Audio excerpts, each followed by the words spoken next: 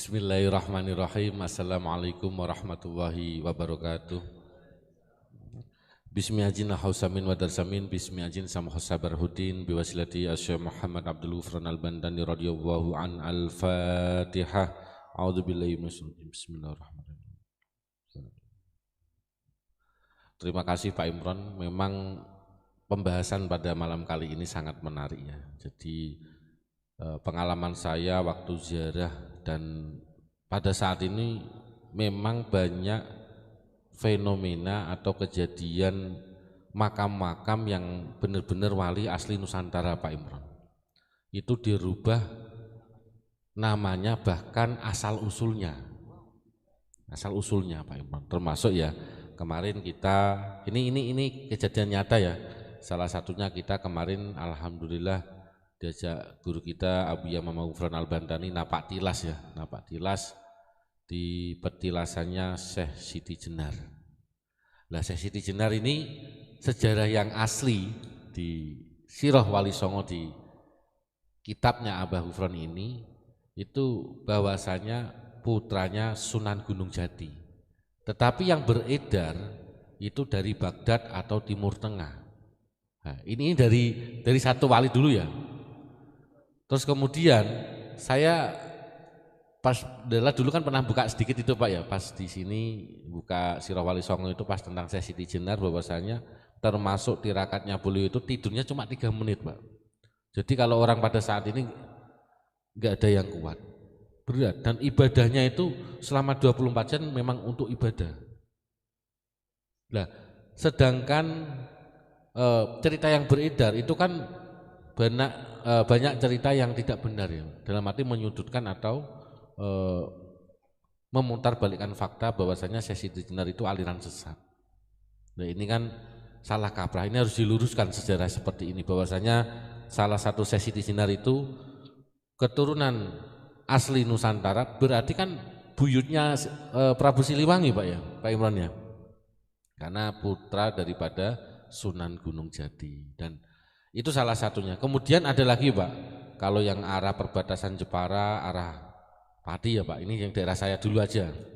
Karena saya daerah situ kan wajar kalau paham. Nah, di situ ada namanya Mbah Congot Pak. Namanya saja Mbah Congot. Mbah Congot itu jadi gini Pak, di tengah laut perbatasan Pati Jepara itu ada kayak gunungan tanah gitu loh Pak. Nah, di situ memang diakui atau diyakini masyarakat sekitar Pati Jepara itu bahwasanya itu ada lokasi yang angker. Kalau nggak salah dulu pernah ada kejadian KM Levina tenggelam itu loh. Nah di daerah situ. Lah Mbah Congot itu saya masih ingat karena saya dulu waktu kecil ikut kakek ya. Bahwasanya Mbah Congot itu nama aslinya Mbah Mujil Mugo kalau nggak salah. Mujil Mugo.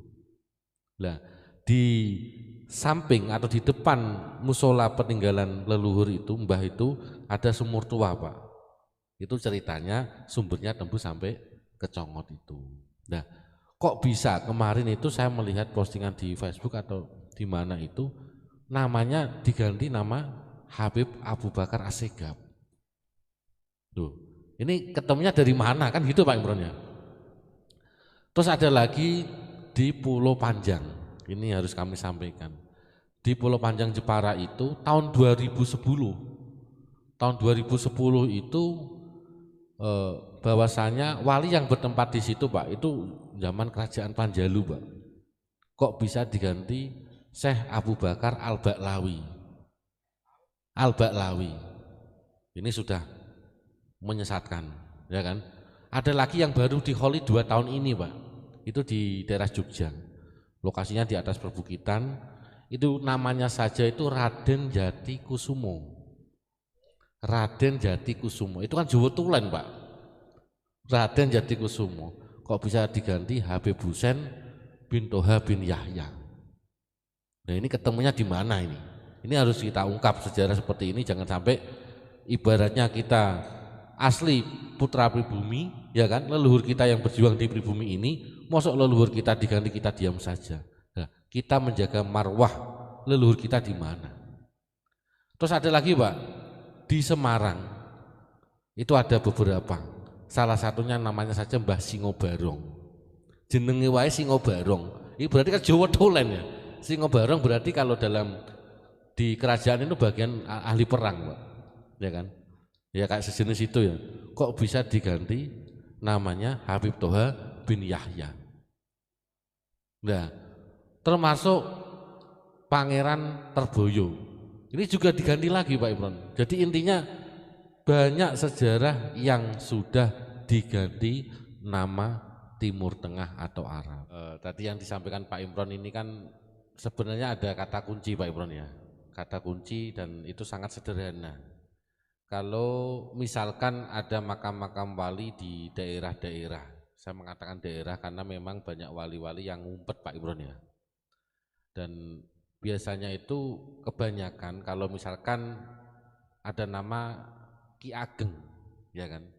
Ki Ageng ini berarti masih keluarga besar daripada keluarga Majapahit. Dalam arti masih keturunan Majapahit.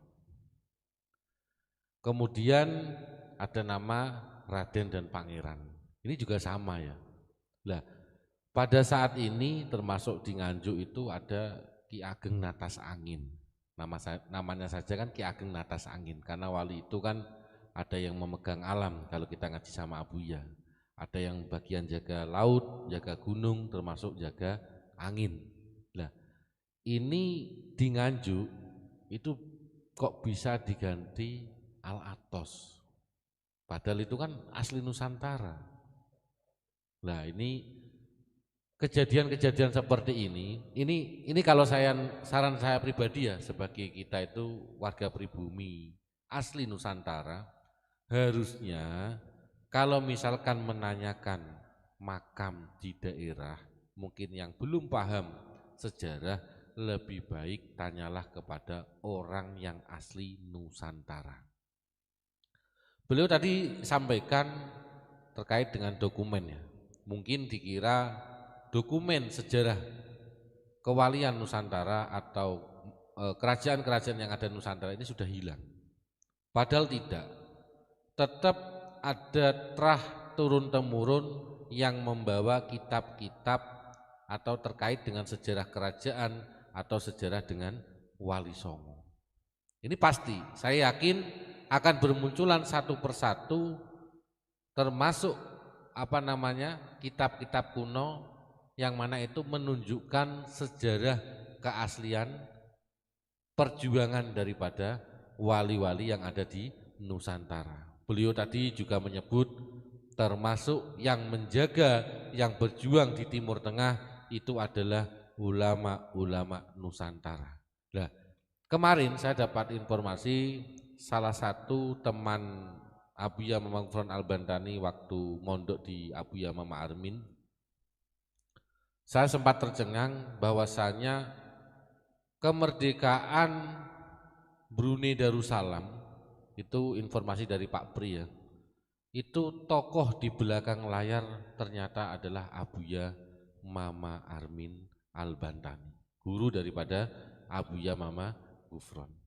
Kita harus bangga, karena apa? Sanad guru kita, sanad keilmuan kita itu jelas. Tidak hanya data Pak Imran ya, tetapi perjuangan ini yang mencetak sejarah dan diakui dunia. Yang disampaikan Abuya Mama Gufron salah satunya adalah Abuya Mama Armin. Di situ beliau memang benar-benar musafir di seluruh dunia. Salah satunya adalah di Palestina, beliau sampai tinggal mukim di Palestina itu 6 tahun. Ini salah satunya ya. Karena memang sejarah kita belum berani membongkar secara totalitas. Pada intinya yang mondok di Pondok Unik insya Allah akan mengetahui dan paham tentang keaslian sejarah ulama-ulama Nusantara. Terima kasih. Mungkin sementara ini dulu Pak Imron ya. Besok masih ada hari lagi bisa disambung biar para jamaah, para muhibin tetap setia di channel Ponpes Unik Nusantara. Monggo dibagikan dan bagi yang punya keluarga monggo dipondokkan di Pondok Unik Nusantara Pancasila Malang. Assalamualaikum warahmatullahi wabarakatuh.